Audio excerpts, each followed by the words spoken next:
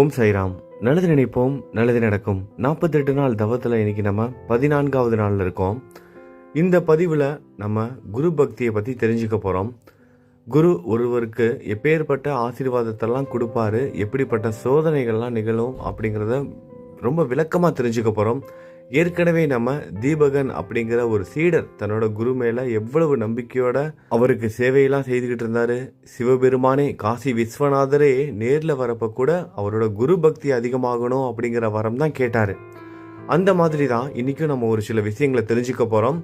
மிக மிக முக்கியமான பதிவு. குருவை பின்பற்றுபவர்களுக்கு இந்த பதிவில் நிறைய விஷயங்கள் தெரிஞ்சுக்க போகிறீங்க. அது மட்டும் இல்லாமல் நீங்கள் மற்றவங்களுக்கும் இந்த கதைகள் எல்லாம் சொல்ல போகிறீங்க.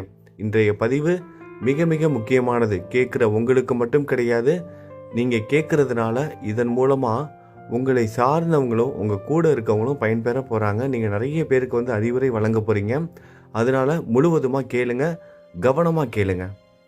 நம்ம நேற்றைய பதிவில் பார்த்துருந்தோம், ஸ்ரீ நரசிம்ம சரஸ்வதி அவர்கள் தன்னோட சீடர்களை எல்லாம் தீர்த்த யாத்திரைக்கு அனுப்பி வச்சுட்டு அவர் மட்டும் தனிமையில் இருக்கணும்னு விருப்பப்படுறாரு. அவருக்கு சேவை செய்வதற்காக இந்த கதையெல்லாம் நமக்கு சொல்லிக்கிட்டு இருக்க சித்த முனிவர் மட்டும் அவர் கூடவே இருந்து சேவைகள் செய்துக்கிட்டு இருக்காரு. இப்பொழுது நாமதாரகன் தொடர்ந்து கேட்குறாரு, சித்த முனிவரே, நீங்கள் மட்டும் அவர் கூட இருந்தீங்க, அப்போ என்னென்ன நடந்துச்சு அப்படிங்கிறது உங்களுக்கு நல்லாவே தெரிஞ்சிருக்கும், எனக்கு சொல்லுங்கள், நான் கேட்கணுன்னு ரொம்ப ஆவலாக இருக்கேன் அப்படின்னு சொல்லவும் சித்த முனிவர் சொல்கிறாரு, நான் குருவுக்கு சேவை செய்து கொண்டு அவருடன் இருந்தேன். வைத்தியநாதத்தில் ஸ்ரீ குரு அவர்கள் 1 வருடம் மறைமுகமாக இருக்க நினைத்தார். அப்பொழுது ஒரு நாள் பிராமணன் ஒருவன் ஒரு பிராமணர் வரார் அவரை தேடி. குருவை பார்த்து கேட்குறாரு, சுவாமி, உங்களை பார்த்து உடனே என்னோட மனம் மிக்க மகிழ்ச்சி அடைந்தது. ஆனால் நான் நீண்ட நாட்களாக ஆத்ம சித்திக்காக, அதாவது மன அமைதிக்காக தவம் செய்தும் எந்த ஒரு புண்ணியமும் இல்லை. என்னோட மனம் சாந்தமே அடையலை, எனக்கு ஞானமும் கிடைக்கல. நான் ஞானம் அடையாததற்கும் என்னோட மனம் சாந்தம் அடையாததற்கும் காரணம் என்னன்னு எனக்கு புரியலை. நீங்கள் இந்த உலகை காப்பதற்காக அவதரித்த மகான். நான் ஞானம் பெறுவதற்கு ஏதாவது உபதேசம் செய்ய வேண்டுமென்று வேண்டி கேட்டுக்கிறான். ஒரு பிராமணர் கேட்குறாரு, குருவை பார்த்து கேட்குறாரு, என்னோட மனசு சாந்தம் அடையலை, எனக்கு அமைதி இல்லை, எனக்கு எந்த அறிவும் கிடைக்கல, எந்த ஞானமும் என்னால் பெற முடியல, நான் எவ்வளவோ தவம் செய்தேன், எதுவும் எனக்கு பயன் கொடுக்கல, நீங்கள் தான் எனக்கு ஏதாவது உபதேசம் கொடுக்கணும் அப்படின்னு வேண்டி கேட்கும்போது குரு அவர்கள் கொஞ்சமாக சிரித்த முகத்தோட அவனை பார்த்து கேட்குறாரு, நீ நீண்ட நாட்கள் தவம் செய்த அப்படின்னு சொல்றியே, அப்படி தவம் செய்வதற்கு குருவிடம் ஏதாவது உபதேசம் பெற்றாயா? சுவாமி கேட்குறாரு, நீ ஏதாவது குருவோட வழிகாட்டுதலோட நீ தவத்தை மேற்கொண்டாயா அப்படின்னு கேட்குறாரு. அதற்கு அவன் சொல்கிறான், சுவாமி, நான் ஒரு குருக்கிட்ட ஞானம் பெறுவதற்காக உபதேசம் செய்ய வேண்டினேன், அவர்கிட்ட கேட்டேன். ஆனால் அவரோ நான் ஞானம் பெறுவதற்கு வேதம், சாஸ்திரம், தர்க்கம், வியாக்கரணம், பாஷ்யம் முதலியவை சொல்லிக் கொடுக்காமல் அவருக்கு சேவைகள் செய்ய மட்டுமே என்னை வச்சுக்கிட்டாரு. எனக்கு எதையுமே சொல்லிக் கொடுக்கல, வேத சாஸ்திரங்கள் எதையுமே சொல்லிக் கொடுக்காம அவருக்கு சேவை செய்வதற்காக மட்டுமே என்னை பயன்படுத்தினாரு. அது மட்டும் இல்லாமல் உனக்கு புத்தி ஒருமைப்படலை, உன்னோட மனசு ஒருமைப்படலை, அதனால நான் உனக்கு ஏதும் சொல்லிக் கொடுக்க முடியாது அப்படின்னு நிராகரிச்சிட்டாரு.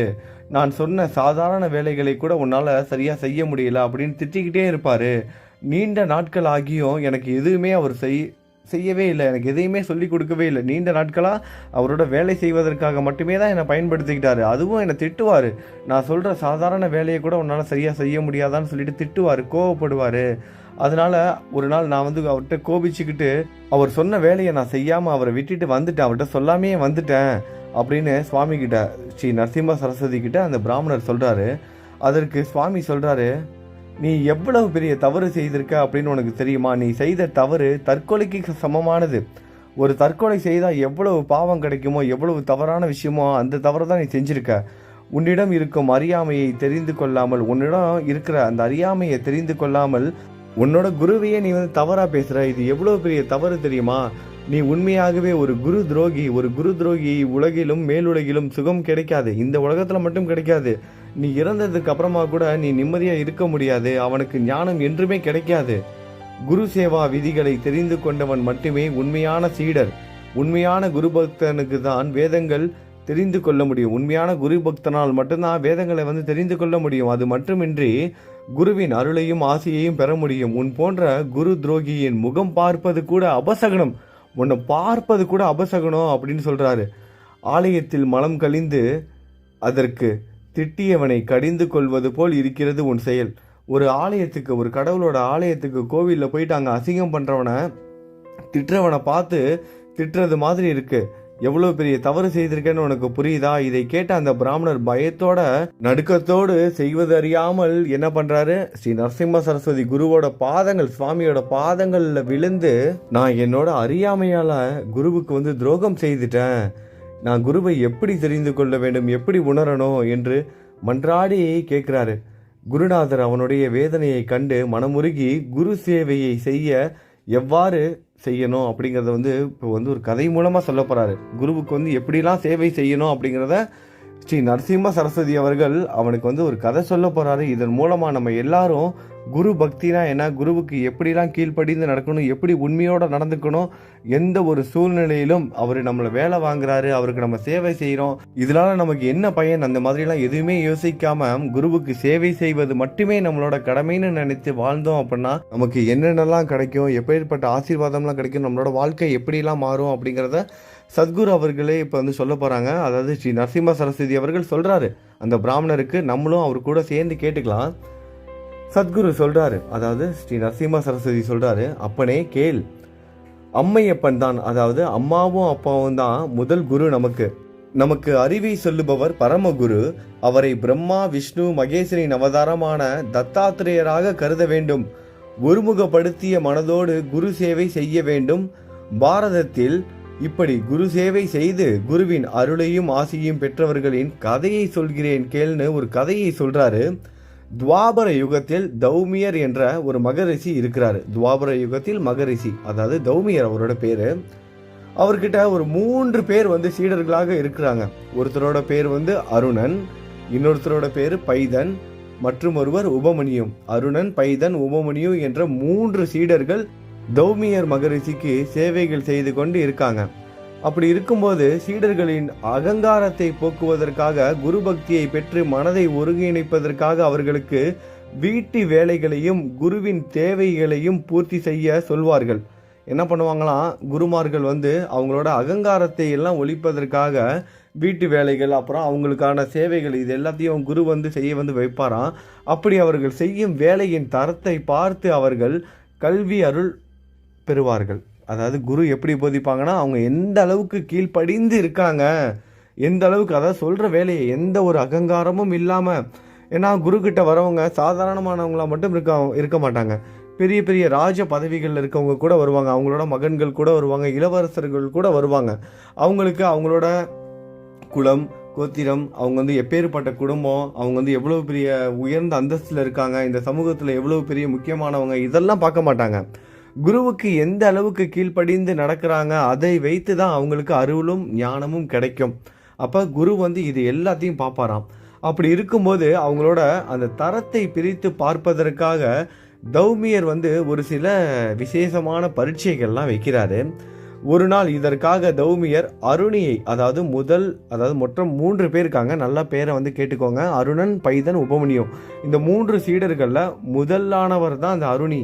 அந்த அருணனை கூப்பிட்டு என்ன பண்ணுறாரு, நீ நமது வயலுக்கு ஏரியிலிருந்து தண்ணீரை பாய்ச்ச வேண்டும், இல்லை என்றால் நமது நெல் பயிர் காய்ந்து விடும். தௌமியர் என்ன பண்ணுறாரு, மகரிஷி நீ வயலுக்கு போ, நம்மளோட வயலுக்கு போய் அங்கே இருக்கிற ஏரியிலிருந்து தண்ணீர் எடுத்து பாய்ச்சி, அப்படி இல்லைன்னா அதெல்லாம் காஞ்சி போயிடும் அப்படின்னு சொல்லி அவனுக்கு அந்த வேலையை கொடுத்து அனுப்பி வைக்கிறாரு முதல் சீடனுக்கு, அதாவது அருணனுக்கு. அவனும் குருவோட சொல்படி அவரோட பேச்சு கேட்டுட்டு அவருக்கு சேவை செய்வதற்காக, அதாவது குரு சொல்ற வேலையை செய்வதற்காக மிகவும் ஈடுபாடோட நமக்கு அற்புதமான ஒரு வாய்ப்பு கிடைச்சிருக்கு. இந்த அற்புதமான வாய்ப்பை நம்ம தவற விட்டுறக்கூடாது. குருவுக்கு சேவை செய்வதற்காக அற்புதமான ஒரு வாய்ப்பு கிடைச்சிருக்குன்னு அவரும் மிகுந்த ஈடுபாடோட அந்த வயல்வெளிக்கு போறாரு. அருகில் இருக்கும் ஏரியிலிருந்து தண்ணியெல்லாம் பாய்ச்சி ஒரு கால்வாய் மூலமாக அந்த வயல்வெளிக்கு பாய்ச்சிறாரு.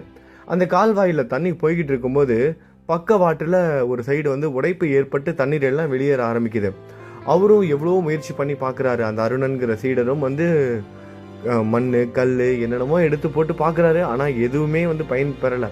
அந்த அடைப்பு மேலும் மேலும் அதிகமாகிட்டே தான் போகுது. எந்த கல் போட்டாலும் மண் போட்டாலும் அந்த தண்ணீரோட வேகத்தினால அந்த உடைப்பு மீண்டும் மீண்டும் ஏற்பட்டுக்கிட்டே தான் இருக்குது. அந்த அடைப்பை இவரால் நிரப்ப முடியல. என்ன செய்யறதுன்னு தெரியாமல் பக்கவாட்டில் அந்த அடைப்பை நிரப்புவதற்காக அந்த அடைப்பை வந்து சரி செய்யணும்ல, இல்லைன்னா தண்ணி எல்லாம் வெளியே போயிடும், வயல்வெளிக்கு தண்ணி போகாது. அதனால வேற வழி இல்லாமல் பக்கவாட்டில் இவரே படுத்துறாரு. ஒரு அணை மாதிரி, ஒரு செவரு மாதிரி என்ன பண்ணாரு, இவரே வந்து படுத்துறாரு. தன்னோட உயிரை பணைய வைத்தாவது குரு கொடுத்த வேலையை செய்து முடிக்கணும் அப்படின்னு இவரோட உடலே இப்போ வந்து ஒரு செவரா, ஒரு கரையா இருக்கு. அந்த கால்வாய்க்கு ஒரு கரையாக வந்து பயன்பட்டுக்கிட்டு இருக்கு. இவர் வந்து படுத்துறாரு.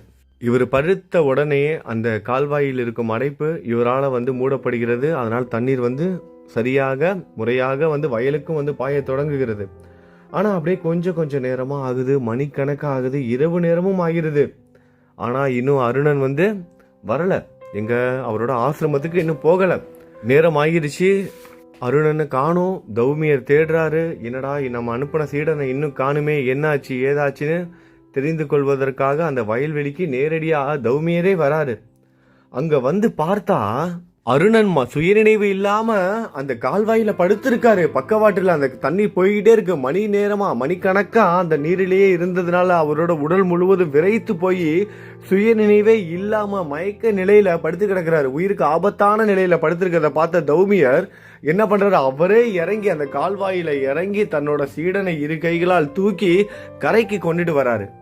அவரை அந்த அருணனை சுயநினைவுக்கு கொண்டுட்டு வராரு. முதலுதவியெல்லாம் செய்து தௌமியர் என்ன பண்றாரு, சுயநினைவுக்கு கொண்டுட்டு வந்து, ஏன் என்னாச்சு, இங்க ஏன் மயக்கம் போட்டு படுத்திருக்க அப்படின்னு சொல்லி கேட்கவும் அருணன் காமிக்கிறாரு அந்த இடத்துல வந்து உடைப்பு ஏற்பட்டிருக்கு. நான் எவ்வளவோ முயற்சி பண்ணேன், ஆனா தண்ணீர் வந்து பக்கவாட்டு வழியா வந்து வெளியே போயிட்டு அந்த உடைப்பு வழியா வெளியே போய்கிட்டே இருக்கு. உங்களோட சொல்ல என்னால மீற முடியாது, நீங்க கொடுத்த வேலையை நான் செய்தாகணும். அதுக்காக தான் நான் இப்படிப்பட்ட ஒரு வேலையை செய்துட்டேன். என்னோட உயிரை வந்து பணையம் வைத்து இந்த வேலையை நான் செய்துட்டேன். என்னை மன்னிச்சுக்கோங்க. உங்களோட பேச்சை நான் கேட்கணும், உங்களோட சொல்லை நான் வந்து செய்யணும், அதாவது நீங்கள் கொடுத்த கட்டளையை நான் நிறைவேற்றணும் அப்படிங்கிறதுக்காக தான் இதை செஞ்சேன். என்னை மன்னிச்சுக்கோங்கன்னு சொல்லிட்டு, அது மட்டும் இல்லாமல் உங்களை இவ்வளோ தூரம் நான் வர வச்சுட்டேன், என்னை மன்னிச்சுக்கோங்கன்னு சொல்லிட்டு மன்னிப்பும் கேட்குறான். அவரோட குரு பக்தியை பார்த்த தௌமியர் ரொம்ப சந்தோஷம் அடைந்து அவனுக்கு அருளும் ஆசையும் கொடுக்குறாரு. தௌமியர் அருணியின் குரு பக்திக்கும் தைரியத்திற்கும் உவந்து அவனுக்கு எல்லா வித்தைகளையும் வேதங்களையும் பெறுவான் என ஆசீர்வதித்தார். குருவின் ஆசீர்வாதத்தால் அவன் சகல வித்தைகளை பெற்றான். தௌமியர் அருணியிடம், அதாவது அருணனிடம், இனி நீ வீட்டிற்கு சென்று நல்ல பெண்ணை பார்த்து கல்யாணம் செய்து சுகமாக வாழ் என்று ஆசீர்வதித்து அனுப்பினார். அருணி குருவை வணங்கி வீட்டிற்கு சென்று சுகமாக வாழ்ந்து உலக புகழ் பெற்றான். இப்ப அடுத்ததா இன்னொருவருக்கு சோதனை வருது. அதாவது மூன்று சீடர்கள்ல இரண்டாவது சீடரான பைதனுக்கு. இப்போ ஒரு நாள் என்ன பண்றாரு, தௌமியர் இரண்டாவது சீடரான பைதனை சோதிக்க நினைத்து அவனை அழைத்து என்ன பண்றாரு, மகனே நீ வயலில் சென்று நெல்வடை, அந்த வயலுக்கெல்லாம் நீர்லாம் பாய்ச்சினார்ல இதுக்கு முன்னாடி உள்ள சீடர், அந்த வயல்வெளியெல்லாம் நல்லா விளைஞ்சிருச்சு. இப்போ அறுவடை செய்கிற நேரம், அதனால இந்த பைதனை கூப்பிட்டு நீ வந்து வயல்வெளிக்கு போ, அந்த பயிரின் அறுவடை காலம் வந்து நெருங்கிருச்சு, அதை இரவு பகலாக காவல் காத்து அறுவடை செய்து வா அப்படின்னு அனுப்பி வைக்கிறாரு. இதை கேட்ட அந்த பைதன் தனக்கு குரு சேவை செய்வதற்கு அற்புதமான வாய்ப்பு கிடைச்சிருச்சு. ஏற்கனவே ஒரு வாய்ப்பு முன்னாடி இருக்கிற அந்த சீடனுக்கு அருணனுக்கு வந்து போயிருச்சு. இப்போ நமக்கு வந்து ஒரு அற்புதமான ஒரு வாய்ப்பு கிடைச்சிருக்கு, இதை நம்ம சரியா பயன்படுத்திக்கணும். அவரும் சந்தோஷத்தோட கிளம்பி போறாரு. வயல்வெளிக்கு போய் அங்கே அறுவடை காலம் வரைக்கும் அங்கே முழுவதுமாக இருந்து அறுவடை செய்து அந்த பயிரெல்லாம் ஆசிரமத்துக்கு கொண்டுட்டு வரணும். இந்த வேலை தான் ஒப்படைக்கப்பட்டிருக்கு. இந்த வேலையை செய்வதற்காக மிக மிக ஈடுபாடோடு அற்புதமான வாய்ப்பு கிடைச்சிருக்கு குருவுக்கு சேவை செய்வதற்கு அப்படின்னு அவரும் சந்தோஷமா முழு ஈடுபாடோட கிளம்புறாரு. வயல்வெளிக்கு இரண்டாவது சீடரான பைதன் வந்துட்டாரு. வந்து இரவும் பகலுமாக அந்த நெற்பயிர்கள் எல்லாம் பாதுகாக்கிறாரு. அறுவடை காலமும் வந்துருச்சு. குரு கிட்ட அனுமதி கேட்கறதுக்காக போறாரு. அறுவடை காலம் வந்துருச்சு, எல்லாம் நல்லபடியா விளைச்சல் வந்திருக்கு, இது அறுவடை செய்து ஆசிரமத்துக்கு கொண்டுட்டு வருவதற்கு அனுமதி கொடுங்க அப்படின்னு அனுமதி கேட்கிறாரு. தௌமியரும் ரொம்ப சந்தோஷம் அடைஞ்சு என்ன பண்றாரு, வீட்டிற்கு வந்து அந்த நெல் பயிர்கள் எல்லாம் கொண்டுட்டு வருவதற்காக, அறுவடை செய்து அந்த நெல் பயிர்கள் எல்லாம் கொண்டுட்டு வருவதற்காக என்ன பண்றாரு, ஒரு மாட்டு வண்டியை கொடுக்குறாரு. அந்த ஆசிரமத்தில் இருக்க ஒரு மாட்டு வண்டியையும், அந்த மாட்டு வண்டியை இழுத்து வருவதற்காக ஒரு எருமை கடாவையும் ஒரு எருமை மாட்டையும் வந்து கொடுத்து அனுப்புறாரு. ஆனா அந்த மாட்டு வண்டியில 2 மாடுகள் வந்து பூட்டணும். 2 மாடுகள் இருந்தாதான் அந்த மாட்டு வண்டியை வந்து இழுத்துட்டு வர முடியும். அந்த மாதிரியான ஒரு வண்டி அது. அந்த மாதிரி வண்டியில ஒரு மாடு தான் இருக்கு ஆசிரமத்துல. அந்த ஒரு மாடை மட்டும்தான் தௌமியர் வந்து கொடுத்து அனுப்புறாரு. இன்னும் அதாவது மாட்டோட வண்டியில 2 பக்கங்களும் வந்து மாடை வந்து நம்ம வந்து கட்டி வைக்கணும். அப்பதான் அந்த மாடை வந்து அந்த மாடு வந்து இழுத்துட்டு வர முடியும். ஒரு பக்கெட்டு தான் மாடு இருக்கு, இன்னொரு பக்கெட்டு மாடு இல்லை. கொஞ்சம் கூட யோசிக்காம இந்த பைதன் என்ன பண்றாரு, அந்த இரண்டாவது பக்கம் வந்து சும்மா இருக்குல்ல, மாடு வந்து இல்லை, ஒரு பக்கெட்டு தான் மாடு இருக்குது. அதனால் இன்னொரு பக்கெட்டு அந்த சைடு வந்து இவர் போய் நின்றுக்கிட்டு மாட்டுக்கு பதிலாக இவர் வந்து இழுத்துக்கிட்டு வர்றாரு அந்த வண்டியை. அப்படியே இழுத்துக்கிட்டு வயல்வெளிக்கும் வந்துடுறாரு. வந்தவர் அறுவடையும் செய்கிறாரு, எல்லா நெற்பயிர்களையும் வந்து வண்டியில் ஏற்றுறாரு. மீண்டும் என்ன பண்ணுறாரு, இவ்வளோ வேலையும் செய்துட்டு மாடு மாதிரி மாட்டோடு சேர்ந்து இவரும் மாட்டு வண்டியை இழுத்துட்டு வராரு. உங்களுக்கு புரியுன்னு நினைக்கிறேன். 2 பக்கெட்டும் மாடை வந்து பூட்டி, அதாவது கட்டி வச்சு தான் அந்த வந்து இழுத்துட்டு வர முடியும். அந்த கட்டையை வந்து தோளில் வச்சு இழுத்துட்டு வரணும். மாடு வந்து இழுத்துட்டு வர நம்ம எல்லாம் பார்த்துருப்போம். ஒரு பக்கெட்டு ஒரே ஒரு மாடை வச்சு இழுத்துட்டு வர வண்டியும் இருக்கும். ஆனால் இந்த வண்டி அந்த மாதிரி கிடையாது. 2 பக்கங்களும் மாடை வந்து கட்டி வைக்கணும். அப்போ இன்னொரு பக்கெட்டு இல்லை. அதே மாதிரி தான் இவர் என்ன பண்ணார், தன்னோட தோல்லே சுமந்து அந்த வண்டியை வந்து இழுத்துட்டு வந்தார். மாடாக சேர்ந்து மாடாக இழுத்துட்டு வந்தார். இப்போ வரும்போதாவது வண்டி வந்து சும்மா இருந்தது, வெயிட் வந்து கம்மியாக இருந்திருக்கும், பாரம் இல்லாமல் இருந்திருக்கும். இப்போ நெற்பயிர்களை ஃபுல்லாக ஏற்றியாச்சு. அந்த வெயிட்டையும் தன்னோட தோளில் சுமந்துக்கிட்டு அந்த வழியை வந்து அப்படியே தாங்கி கொண்டு அப்படியே இழுத்துட்டு வராரு. வழியெல்லாம் அவர் உணரலை. குருவுக்கு வந்து சேவை செய்யணும், அவர் கொடுத்துருக்க வேலையை வந்து செய்யணும். அது மட்டும்தான் பைதனோட மனசில் ஓடிக்கிட்டே இருக்கு. அவரும் வந்து சந்தோஷமாக இழுத்துட்டு வராரு, எல்லா வேலையும் முடிச்சுட்டு. அப்பாடா நமக்கு ஆசிரமத்துக்கு கொண்டு சேர்க்க போகிறோம் அப்படின்னு ரொம்ப சந்தோஷமாக அந்த வழியை கூட பொருட்படுத்தாமல் இழுத்துட்டு வரும்போது ரொம்ப மழை பெய்யுது. மழை பெஞ்சு சேரும் சகதியமாக இருக்க போகிற பாதையெல்லாம் சேரும் சகதியமாக இருந்தால் வண்டி போடுறது கஷ்டம். மிகுந்த கடினமான உழைப்பை கொடுத்து மாடோடு சேர்ந்து அந்த வண்டியை இழுக்க முயற்சி பண்ணி இழுத்துக்கிட்டு வரும்போது அந்த மாட்டோட சக்கரங்கள் என்ன பண்ணுது, ஒரு பள்ளத்தில் ஒரு சகதியில் மாட்டிக்குது. முயற்சி மேலே முயற்சி, மணிக்கணக்காக முயற்சி பண்ணுறாரு. மாட்டா சேர்ந்து இவரும் எவ்வளவோ இழுத்து பார்க்குறாரு. மாட்டையும் உற்சாகப்படுத்திக்கிட்டு இவரும் தன்னை வந்து உற்சாகப்படுத்திக்கிட்டு இழுத்து பார்க்குறாரு. ஒரு கட்டத்தில் முடியல. மிகவும் சோர்வடைந்த பைதன் மயக்கமடைந்து அப்படியே அங்கேயே விழுந்துறாரு. மயக்கமடைந்து அந்த சேற்றில் சகதியிலே விழுந்துறாரு. வெகு நேரமாகியும் தன்னோட சீடன் பைதன் இன்னும் ஆசிரமத்துக்கு வரலையே அப்படின்னு தௌமியரும் தேடிக்கிட்டு வராரு. வந்து பார்த்தா இங்க சேற்று சகதியில அப்படியே மயங்கி போய் கிடக்குறாரு. பார்த்தா பக்கத்துல ஒரே ஒரு மாடு மட்டும் நிக்குது. வண்டியில வந்து கட்டி வச்சிருக்காங்க. பயிர்கள் எல்லாம் அறுவடை வந்து செய்து வண்டியில அழகா கட்டி ஏத்திட்டாரு. பாதி தூரம் வந்துட்டாரு. இன்னும் கொஞ்ச தூரம் வந்து ஆசிரமத்துக்கு வந்துடலாம். ஆனா வர வழியில அந்த வண்டியையும் பாக்குற, வண்டி சக்கரத்தையும் பாக்குறாரு. அந்த சேற்று பள்ளத்துல சகதியில சிக்கிட்டு இருக்கு. அது எல்லாம் தெரியுது. இவரை பார்த்து அவரு அப்படியே பிரமிச்சு போய் அவனோட கடின உழைப்பு நினைத்து சந்தோஷம் அடைகிறாரு. அது மட்டும் இல்லாம அவரோட குரு பக்தி, பைதனோட குரு பக்தியை பார்த்து அவருக்கு வந்து ரொம்ப சந்தோஷம். அதனால அவர் ஆசீர்வாதம் கொடுக்கிறாரு. பைதனை பார்த்து, சகல சாஸ்திரங்கள் பெற்று நீ வந்து நல்லா வாழ்வ. உடனே குருவின் ஆசீர்வாதத்தால் பைதனும் வந்து சகல வித்தைகளையும் அவன் பெற்றான். அவனையும் என்ன பண்றாரு, நீ வந்து வீட்டுக்கு போ. முதல்ல ஒருத்தனை அருணன் அனுப்பி வச்சார்ல, அதே மாதிரிதான் பைதனையும் வந்து வீட்டிற்கு வந்து அனுப்பி வைக்கிறாரு. நீ வீட்டிற்கு போ, வீட்டிற்கு போய் நல்ல பெண்ணை பார்த்து நீ விவாகம், அதாவது திருமணம் செய்து கொண்டு சுகமாக வாழ். அது மட்டும் இல்லாம நீ வந்து சிறந்து உலகம் புகழ் பெற்று உலகம் போற்றும் வகையில உன்னோட வாழ்க்கை வந்து அமையும். சகல சாஸ்திரங்களையும் சொல்லி கொடுத்து பைதனை வீட்டுக்கு அனுப்பி வைக்கிறாரு, ஆசீர்வதிச்சு அனுப்பி வைக்கிறாரு. அடுத்ததாக 3வது நபர், ரொம்ப ஒரு இன்ட்ரெஸ்டிங்கான ஒரு நபர். இவர் உபமன்யம். அருணனை பார்த்துட்டோம், அடுத்தது பைதனையும் பார்த்துட்டோம். உபமன்யம் ரொம்ப ஒரு வித்தியாசமான ஒரு நபர், சீடன் இவர். இந்த 3வது நபர் சீடன், இந்த கதை ரொம்ப இன்ட்ரெஸ்டிங்காக இருக்கும், நல்லா கேளுங்க. உபமன்யுவும் ரொம்ப நல்ல சீடர் தான். என்ன ஒரே ஒரு வீக்னஸ் அப்படின்னா சாப்பாடு தான் அவரோட வீக்னஸ். அதாவது சாப்பாடு மட்டும் அவரால் இல்லாமல் இருக்க முடியாது, மற்றபடி குரு பக்தி அது எல்லாமே இருக்கு. இந்த சாப்பாடு அதிகமாக சாப்பிட்றதுனால அவரால் எதையுமே வந்து கற்றுக்கொள்ள முடியல. ஏன்னா சாப்பாடு அதிகமான என்ன ஆகும், உடல் வந்து மந்தமாகிரும், நம்மளோட கவனம் வந்து ஒழுங்காக இருக்காது, நம்ம எதையும் வந்து படிக்க முடியாது. அதனால தான் அறவயிரோடு படிக்கணும் அப்படின்னு சொல்லுவாங்க. படிக்கிற குழந்தைங்களை கூட நீ நல்லா சாப்பிட்டுட்டேன்னா தூங்கிடுவேன், அதனால் கொஞ்சமாக சாப்பிட்டுட்டு படி அப்படின்னு நம்ம குழந்தைங்களுக்குலாம் கூட சொல்லுவோம். நமக்கு நம்ம அம்மா அப்பாலாம் சொல்லியிருப்பாங்க. அதே தான் இங்கேயும் நடந்துகிட்டு இருக்கு. இப்போ தௌமியர் பார்க்குறாரு, இவன் நல்லா சாப்பிட்றான், அதனால தான் இவனால் எதையுமே கற்றுக்க முடியல, இவனுக்கு நம்ம ஏதாவது கற்றுக் கொடுக்கணும், முதல்ல இவனோட உடலெல்லாம் இளைக்க வைக்கணும். அதெல்லாம் தெரிஞ்சுக்கிட்டு அவர் என்ன பண்ணுறாரு, இந்த மாடுகளை, இந்த பசு மாட்டுகள் எல்லாம் மேய்த்துட்டு வர வேலையை வந்து கொடுக்குறாரு. இதை வந்து காட்டுக்கு ஓட்டிட்டு போ, மேய்ச்சலுக்கு ஓட்டிட்டு போயிட்டு நீ வந்து ஈவினிங்கில் வந்து கூட்டிகிட்டு வா அப்படின்னு சொல்லி அனுப்பி வைக்கிறாரு. அதாவது ஒரு நாள் வேலை கிடையாது, தொடர்ந்து இதை தான் அவன் வந்து வேலை செய்யணும். இந்த வேலை தான் அவனுக்கு கொடுக்கப்பட்ட வேலை. தினைக்கும் காலையில் பசுமாடுகள் எல்லாம் மேய்ச்சலுக்கு கூட்டிகிட்டு போனோம். கூட்டிகிட்டு போயிட்டு அந்த பசுமாடுகள்லாம் மேய்ச்சல் முடிச்சுட்டு இரவு நேரத்தில், அதாவது சூரியன் மறைகிற நேரத்தில் திரும்பி ஆசிரமத்துக்கு கூட்டிகிட்டு வந்துடும். இதுதான் அவரோட வேலை. இப்படி இருக்கும்போது ஒரு நாள் அவர் முதல் நாள் வந்து கூட்டிகிட்டு போகும்போது என்ன ஆகுது, கொஞ்ச நேரத்துலேயே அவனுக்கு வந்து பசிக்க ஆரம்பிக்குது. ஏன்னா இவரால் தான் பசியை வந்து கண்ட்ரோல் பண்ண முடியாது. உபமன்யு அவரோட பேர், அந்த சீடனோட பேர் வந்து உபமன்யு. உபமன்யுவால் பசியை வந்து பொறுத்துக்க முடியல. அதனால் என்ன பண்ணுறாரு, கொஞ்ச நேரத்துலேயே அந்த பசுமாட்டை வந்து, அதாவது ஒன்று 2 மாடுகள் கிடையாது, நிறைய மாடுகள், அந்த எல்லா மாடுகளையும் என்ன பண்ணுறாரு, திரும்பி ஆசிரமத்துக்கே வந்து ஓட்டிகிட்டு வந்துடுறாரு. பசி தாங்க முடியாமல், ஏன்னா ஆசிரமத்துக்கு வந்தால் தான் சாப்பாடு கிடைக்கும், காட்டுலலாம் கிடைக்காது எதுவும். அவர் என்ன பண்ணுறாரு, திரும்பி ஆசிரமத்துக்கே கூட்டிகிட்டு வந்துடுறாரு. இவர் குரு கேட்குறாரு, என்னப்பா இப்போ தான் போனால் அதுக்குள்ளேயே வந்துட்டேன், என்னாச்சு அப்படின்னு கேட்குறாரு. இல்லை, என்னால் பசியை வந்து கண்ட்ரோல் பண்ண முடியல, அதான் சாப்பிட்றதுக்காக நான் வந்துட்டேன் அப்படின்னு சொல்கிறாரு. அதை கேட்ட குரு என்ன சொல்கிறாரு, நீ இனிமேல் அதாவது காலையில் நீ போன அப்படின்னா மாலை வரை சூரியன் சாயிற வரைக்கும், சூரியன் வந்து மறையிற வரைக்கும் நீ என்ன பண்ணணும், இந்த பசுமாடுகள் எல்லாம் மேய்ச்சலுக்கு வந்து விட்டுட்டு அதுக்கப்புறமா தான் நீ வரணும். இன்னைக்கு வந்த மாதிரிலாம் வந்துடக்கூடாது. காலையில் நீ பசுமாட்டுகளை ஓட்டிட்டு காட்டுக்குள்ளே போனேன்னா மேய்ச்சல்லாம் முடிச்சுட்டு சூரியன் சாயிற நேரத்தில் தான் நீ வந்து திரும்பி வரணும், வீட்டுக்கு ஆசிரமத்துக்கு வரணும். இனிமேட்டு இந்த மாதிரி செய்யாத அப்படின்னு சொல்லி அனுப்பி வைக்கிறாரு. அடுத்த நாள் காலையில் குரு சொன்ன மாதிரியே இவர் உபமன்யு என்ன பண்ணுறான், அந்த சீடன் என்ன பண்ணுறான், பசுமாடுகளெல்லாம் கூட்டிகிட்டு காட்டுக்கு வந்து மேய்ச்சலுக்கு போகிறான்.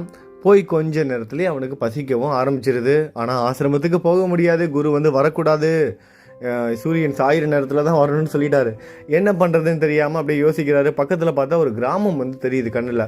உடனே இவர் என்ன பண்ணாத, பசுமாடுகள் எல்லாம் ஒரு பத்திரமான இடத்துல மேய்ச்சலுக்கு வந்து விட்டுட்டு அந்த கிராமத்துக்கு அவசரமாக போய் என்ன பண்ணுறாரு, பிச்சை எடுத்து சாப்பிட்றாரு. இதே வந்து ஒரு நாள் இல்லை 2 நாள் இல்லை, தினமும் இதே தான் நடக்குது. தினமும் காலையில் போகிறாரு, போன கொஞ்ச நேரத்துலேயே பசிக்க ஆரம்பிக்குது. எப்பப்பெல்லாம் பசிக்குதோ, அதாவது அந்த மாடுகள் மேய்ஞ்சிட்டு இருக்கும்போது எப்பப்பெல்லாம் பசிக்குதோ அந்த கிராமத்துக்கு போய் அங்கே இருக்க வீடுகளில் போயிட்டு பிச்சை எடுத்து சாப்பிட்றாரு. இதே ஒரு வழக்கமாக கொண்டுட்டு இருக்காரு. இப்படியே நாட்கள் போகுது. கொஞ்ச நாள் கழித்து தௌமியர் அந்த குரு வந்து அவரை பார்க்குறாரு, மகரிஷி பார்க்குறாரு. என்னடா இவனை நம்ம வந்து காலையில் அனுப்பி வைக்கிறோம், அவன் ஈவினிங்கில் தான் வரான், சாயங்காலம் தான் வரான், பகல் பொழுது முழுதும் அவன் வந்து எதுவுமே சாப்பிட்றது கிடையாது. அப்படி இருந்தும் இவனோட உடல் எடை குறையவே இல்லையே, அதிகமாகிக்கிட்டே போதே, இது எப்படி நடக்குது அப்படின்னு அவருக்கு வந்து ஒரே ஒரு ஆர்வம்.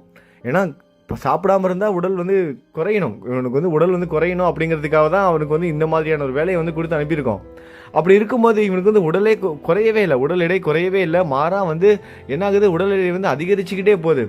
அது என்ன நடந்துக்கிட்டு இருக்கு அப்படிங்கிறதுக்காக அவனை கூப்பிட்டு கேட்குறாரு, என்னப்பா நடக்குது, நீ காலையில் தான் சாப்பிட்டுட்டு இங்கே போகிற, பகல் பொழுது நீ சாப்பிட்றதே இல்லை, அப்புறம் மாலை பொழுதுல தான் சூரியன் சாஞ்சதுக்கு அப்புறம் வந்து இரவு நேரத்தில் தான் நீ சாப்பிட்ற, அப்படி இருந்தும் உன்னோட உடல் எடை ஏன் வந்து குறையாமல் இருக்குது, அதிகமாகிட்டே போகுது அப்படிங்கிற காரணத்தை வந்து கேட்குறாரு. அதற்கு அந்த உபமன்யு சொல்கிறான், சாமி என்னால் பசியை வந்து கட்டுப்படுத்த முடியல, போன உடனே எனக்கு பசிக்க ஆரம்பிச்சிருது, நான் என்ன பண்ணுறதுன்னு தெரியல, நீங்கள் இப்போ ஆசிரமத்துக்கும் வரக்கூடாதுன்னு சொல்லிட்டீங்க, அதனால் அந்த காட்டுக்கு பக்கத்தில் இருக்கிற கிராமத்துக்கு போய் அங்கே இருக்க வீடுகளை வந்து பிச்சை எடுத்து சாப்பிட்டுட்டு இருக்கேன் சாமி அப்படிங்கிற அந்த உண்மையையும் சொல்கிறான். அதை கேட்ட அந்த குருவுக்கு வந்து கோபம் வந்துடுது. அதாவது தௌமியர் வந்து கோபத்தோட சொல்கிறாரு, நீ எப்படி இப்படி செய்யலாம், குருவுக்கு தராமல் நீ எப்படி சாப்பிடலாம், நீ பிச்சையே எடுத்து சாப்பிட்டா கூட அந்த சாப்பாடை நீ குருவுக்கு கொடுத்துட்டு தானே நீ சாப்பிட்ருக்கணும், அப்படி செய்யாதனால நீ வந்து குருவுக்கு வந்து துரோகம் செய்கிற மாதிரி இல்லையா அப்படின்னு கேட்குறாரு. இவனு வந்து மன்னிப்பு கேட்குறான், குருவே நான் தெரியாமல் செய்துட்டேன், பசியால் இப்படி செய்துட்டேன் அப்படின்னு.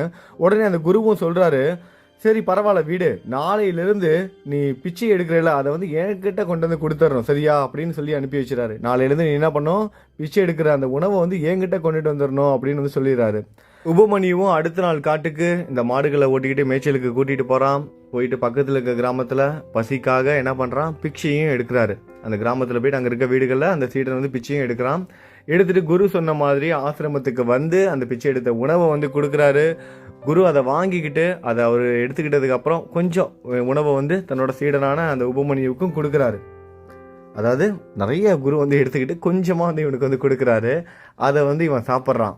ஆனால் குரு கொடுக்குற இந்த உணவு அவனுக்கு வந்து பத்தலை. ஏன்னா குரு வந்து நிறைய எடுத்துக்கிட்டு கொஞ்சமாக தான் கொடுக்குறாரு. முன்னாடி பிச்சை எடுக்கிற உணவை ஃபுல்லாக இவனே சாப்பிட்டான். அதனால இவனுக்கு வந்து சாப்பாடு வந்து சரியாக இருந்தது, அளவு வந்து சரியாக இருந்தது.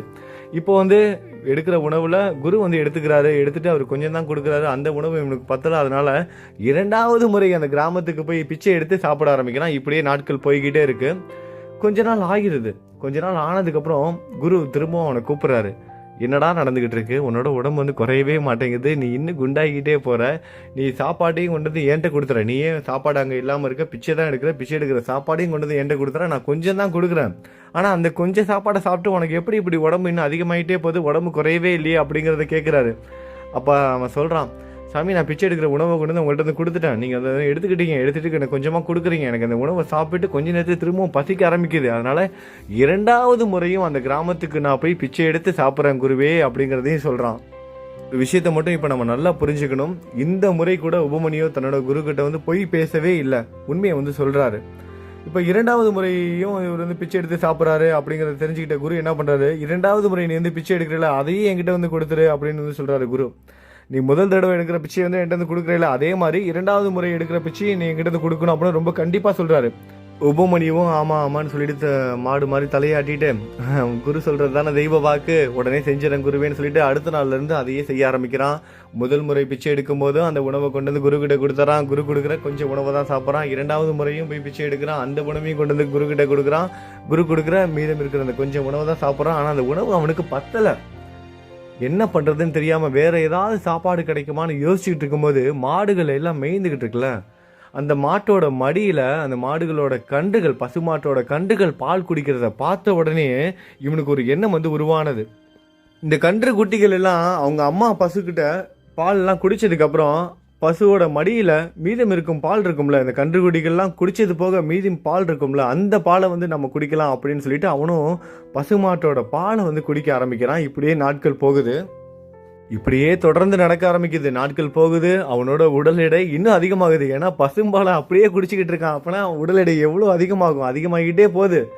குருவுக்கு ஒன்றும் புரியல. டேய் என்னடா நடந்துகிட்டு இருக்கு, பிச்சை எடுக்கிற உணவெல்லாம் கொண்டு வந்து என்கிட்ட கொடுத்துட்டு இருக்க, முதல்ல ஒரு தடவை பிச்சை எடுக்கிற உணவு கொண்டு வந்து கொடுத்த, அப்புறம் 2வது முறை நீயே வாங்கி சாப்பிட்ட, அதையும் கொண்டு வந்து என்கிட்ட கொடுன்னு சொன்னா அதையும் கொடுத்த, நான் கொஞ்சம் தான் உனக்கு உணவு கொடுத்துருக்கேன், நீ சாப்பிட்ற இந்த கொஞ்சம் உணவை வைத்து எப்படி உன்னோட உடல் இன்னும் அதிகமாகுது, நீ கொஞ்சம் கூட வந்து இழைக்கவே மாட்டேங்கிறியே, என்னதான் நடக்குது அப்படின்னு கேட்கும்போது அவன் சொல்றான், நான் வந்து பசுவோட பால் அந்த கன்று குட்டிகள்லாம் குடிச்சது போக மீதம் இருக்கும்ல பால், அந்த பால் எல்லாத்தையும் நான் தான் தினமும் குடிச்சிக்கிட்டு இருக்கேன் அப்படிங்கிறத குருக்கிட்ட உண்மையை மறைக்காம எது நடந்ததோ என்ன பண்ணிக்கிட்டு இருக்கனோ அதை அப்படியே உபமன்யு வந்து சொல்றாரு. இதை கேட்ட குருவுக்கு வந்து கோபம் தாங்கல. டேய் முட்டாளே, ஏண்டா இப்படி பண்ற, மாடோட எச்சி பாலை போய் குடிக்கிறியே, நீ அந்த மாடு மாதிரி புத்தி இல்லாம ஆயிடுவடா, இனிமேட்டு இந்த மாதிரி குடிக்க கூடாது அப்படின்னு சொல்லிடுறாரு. இவனும் வந்து சரி குருவே அப்படின்னு எப்போதும் போல சொல்லிட்டு அடுத்த நாள் மாடுகள் எல்லாம் ஓட்டிட்டு வயல்வெளிக்கு வந்து அந்த மேய்ச்சலுக்காக போகிறான். காட்டுக்குள்ளே போகும்போது இவன் நடந்து போயிட்டு இருக்கும்போது யோசிச்சுக்கிட்டே போகிறான், என்ன பண்ணுறது, சாப்பாடு பிச்சை எடுக்கிற உணவையும் வந்து குரு வந்து வாங்கிக்கிறாரு, நம்மளை வந்து அதிகமாக சாப்பிடவும் விட மாட்டேங்கிறாரு, பசியை வந்து கண்ட்ரோல் பண்ண முடியல, மாடுகளோட பாலை தான் குடிச்சிட்டு இருந்தோம் அதுவும் குடிக்கக்கூடாதுன்னு சொல்லிட்டாரு, குருவோட பேச்சு தவிர நம்ம வந்து வேறு எதையும் நம்ம செய்யவும் கூடாது, என்ன பண்ணலாம், ஆனால் பசிக்குதே என்ன பண்ணலாம், வேறு ஏதாவது சாப்பாடு கிடைக்குமான்னு யோசிச்சுக்கிட்டே நடந்து போய்கிட்டே இருக்கான். அப்புறம் நடந்து போயிட்டு இருக்கும்போது எதிர்ச்சியாக என்ன நடக்குது, அவனோட ஒரு எருக்கம் செடி மேலே அவனோட கைகள் பட்டு எருக்கம் செடியோட ஒரு சின்ன கிளை வந்து உடையுது. எருக்கம் செடி நம்ம எல்லாருக்கும் நல்லா தெரியும், அதுலேருந்து இந்த பால் வந்து வரும். அந்த எருக்கஞ்செடி வந்து அந்த கிளை உடைஞ்சு விழுந்தோன்னு அந்த சின்னதாக ஒரு குச்சி உடஞ்சி விழுகுது, அதுலேருந்து எருக்கம் பால் வந்து சுரந்து கீழே விழுகுது. அதை பார்த்து அவன் என்ன பண்ணுறான், பசி தாங்க முடியாமல் அந்த எருக்கம் செடி இலைகளை வைத்து ஒரு கிண்ணம் மாதிரி ஒரு பாத்திரம் மாதிரி செய்து அந்த எருக்கம் செடி அந்த இலைகளால் செய்த அந்த பாத்திரத்தால் அந்த எருக்கம் பாலை அந்த கிளையெல்லாம் உடச்சி விடுறான். உடச்சி விட்டு அது வந்து பால் நிறைய வருது. ஒவ்வொரு கிளையிலேருந்து வர பால் எல்லாம் சேகரித்து அதை வந்து வேறு வழியே இல்லை, இதை தான் குடிக்கணும், பசி தாங்க முடியாமல் அதை வந்து குடிக்க முற்படும் போது அதில் இருக்கிற ஒரு சிறு துளி தன்னோட கண்ணில் வந்து பட்டுருது. அவனோட கண்ணில் எருக்கம் பால் கண்ணில் பட்டால் கண்ணே போயிடும்னு சொல்லுவாங்க, நம்ம எல்லாம் கேள்விப்பட்டிருப்போம். சின்ன பிள்ளையாக இருக்கும்போது எருக்கஞ்செடி அந்த பூ பறிக்கிறதுக்காக போகும்போதெல்லாம் சொல்லியிருப்பாங்க. உங்களுக்குலாம் இந்த மாதிரி அனுபவம் இருக்கா? வீட்டில் பெரியவங்களாம் சொல்லுவாங்க எருக்கம் பால் கண்ணில் படக்கூடாதுன்னு. அந்த பால் வந்து இவனோட கண்ணில் வந்து பட்டுருச்சான். படவும் அவனுக்கு கண்ணு தெரியாமல் போயிருச்சு. அவன் எங்கே போகிறது என்ன பண்ணுறதுன்னு தெரியல. பசுமாடுகளை தேடிக்கிட்டு போகிறான். ஏன்னா குருக்கிட்ட அந்த பசுமாடை கொண்டுட்டு போய் ஈவினிங்கில் போய் சேர்த்தாவணும். அப்போ கூட கண்ணு தெரியாதப்போ கூட குரு கொடுத்து அந்த வேலையை செய்யணுங்கிற அந்த ஒரு எண்ணம் மட்டும் தான். அவன் கண்ணு தெரியலையே, அங்கேயும் அவனுடைய முடங்கி போய் நிற்கலை.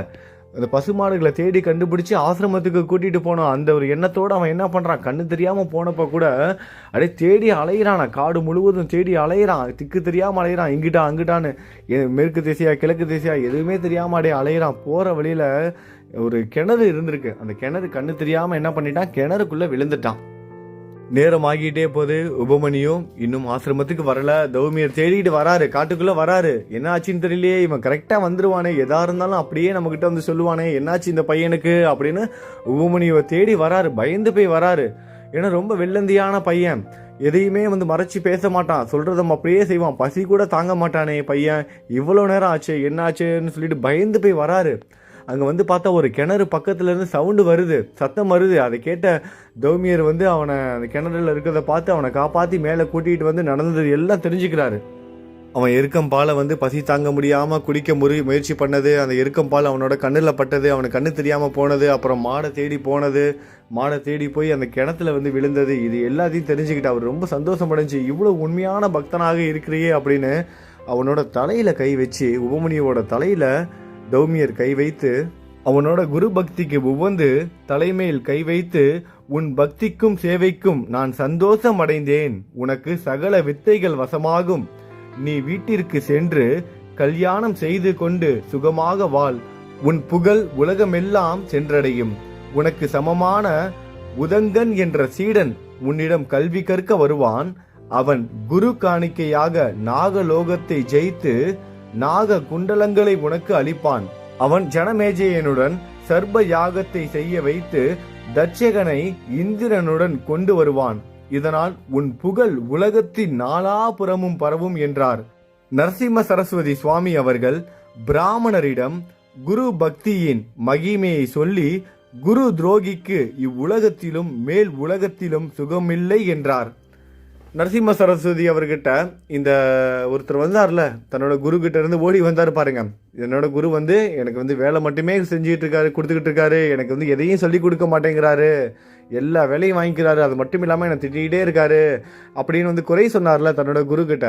தன்னோட குருவை பற்றி நரசிம்ம சரஸ்வதி சுவாமி கிட்ட வந்து குறை சொன்னார்ல, அவருக்காக தான் இந்த கதையை ஃபுல்லாக நரசிம்ம சரஸ்வதி அவர்கள் வந்து சொல்றாரு, குரு துரோகிக்கு இந்த உலகத்திலும் மேல் உலகத்திலும் சுகமே கிடைக்காது, மேலும் எங்கு சென்றாலும் பிரயோஜனம் இல்லை, குரு சந்தோஷம் அடைந்தால் எல்லாமே கிடைக்கும், ஆகையால் நீ உடனே உன் தவறை உணர்ந்து உன் குருவிடம் சென்று மன்னிப்பு கேள், அவர் உன்னை மன்னித்து விடுவார் என்றார். இதை கேட்ட அந்த பிராமணர், சுவாமி நான் உண்மையாக குரு துரோகம் செய்து விட்டேன், நான் உண்மையாகவே குரு துரோகத்தை செய்துட்டேன், என்னை மன்னிச்சிடுங்க, எனக்கு இவ்வுலகிலும் மன்னிப்பு கிடைக்காது, எனக்கு எந்த உலகத்திலையும் மன்னிப்பே கிடைக்காது, உடைந்த என் குருவின் மனம் சேராது, குரு துரோகியான நான் வாழ்ந்தும் உபயோகம் இல்லை, என்னோட குருவை நான் வந்து அவமானப்படுத்திட்டேன், அவரோட மனசை இனிமேல் சரி செய்ய முடியாது, அவர் என்னை மன்னிக்க மாட்டாரு, குரு துரோகியான நான் வாழ்ந்து எந்த ஒரு பயனும் இல்லை, என் பாவத்திற்கு பரிகாரமாக நான் உயிரை வந்து விட்டுறேன் என்று தற்கொலைக்கு முற்படுறான் அவன். இதை பார்த்த குரு மனமுருகி, என்னோட பாவ மன்னிப்பினால் உன் பாவங்கள் எல்லாம் போய்விட்டன, நான் உன்னை மன்னிச்சிட்டேன், என்னோட மன்னிப்பால உன்னோட நீ செய்த பாவங்கள் எல்லாம் போயிருச்சு, இப்பொழுது உன் குருவை மனதார நினைத்திடு என்று சொல்லி ஆசீர்வதித்தார். இப்ப நீ உன் குருவை வந்து மனசால நினை, அது போதும். உடனே அவனுக்கு மயிர் கூச்சலிட்டு பேச முடியாமல் ஆகிவிட்டான். அந்த அற்புதமான உணர்வு கிடைக்குது. அவனோட குருவை வந்து மனசுல நினைக்க சொல்றாரு. அவன் மனசுல நினைச்ச உடனே அவனுக்கு அந்த உடம்பெல்லாம் புல்லரிச்சு போகுது. அந்த அற்புதமான ஒரு உணர்வு, அவனோட குரு அவனை வந்து மன்னிச்சிட்டதா அந்த உணர்வு அவனுக்கு வந்து புரிஞ்சுக்க முடியுது. ஆத்மார்த்தமா அந்த புரிஞ்சுக்க முடியுது. பேச முடியாம அப்படியே நிக்கிறான். என்ன சொல்றதுன்னு தெரியாம சுவாமியோட பாதங்களை வந்து தொட்டு கும்பிடுறான். சுவாமி அவர்கள் அவன் தலைமேல் கையை வைத்து ஆசீர்வதிக்கிறாரு. நீ சகல சாஸ்திரம் வேதம் மந்திரம் முதலியன பெற்று விடுவாய் என்று ஆசீர்வதித்து, நான் சொன்ன குரு பக்தியுடன் உன் குருவிடம் செல். முக்கியமானது சொல்றாரு பாருங்க. எல்லா ஆசீர்வாதமும் கொடுத்துட்டார். நீ நல்லா வாழ்வ. ஆனா நீ இப்ப உடனே என்ன பண்ணு, உன்னோட குரு கிட்ட பக்தியோட நீ போய் சேரணும். அதான் முக்கியம். உன்னை மன்னித்து அவர் ஏற்றுக்கொள்வார் என்று கூறினார். அந்த பிராமணர் அப்படியே செய்து முக்தி அடைந்தார். நாளைக்கு சத்குரு ஸ்ரீ நரசிம்ம சரஸ்வதி அவர்கள் ஒரு வருடம் இப்போ தனியாக இருந்தார். தனியாக இருக்கும்போது கூட ஒரு சில விஷயங்கள் நல்லதெல்லாம் செஞ்சுருக்காரு. நிறைய பேருக்கு போதனைகள் கொடுத்துருக்காரு. குரு பக்தினா என்னங்கிறத ஒருத்தனுக்கு வந்து அறியாமையினால் பாதிக்கப்பட்ட ஒரு மூடன், ஒரு அறிவில்லாதவனுக்கு உணர்த்திட்டாரு. அவனுக்கு நல்ல வழியையும் காமிச்சிட்டாரு. அவனும் அதை வந்து புரிஞ்சுக்கிட்டு நல்ல மார்க்கத்தையும் சென்றடைந்து விட்டான். அதுக்கப்புறம் என்ன நடந்துச்சு, குரு வந்து வேற எங்கே போனார், என்ன செய்தார், இது எல்லாத்தையும் நாம தாரகனாக இருந்து சித்த முனிவர் சொல்வதை நாளையிலிருந்து நம்ம கேட்கலாம். நல்லது நினைப்போம், நல்லது நடக்கும். ஓம் சாய்ராம்.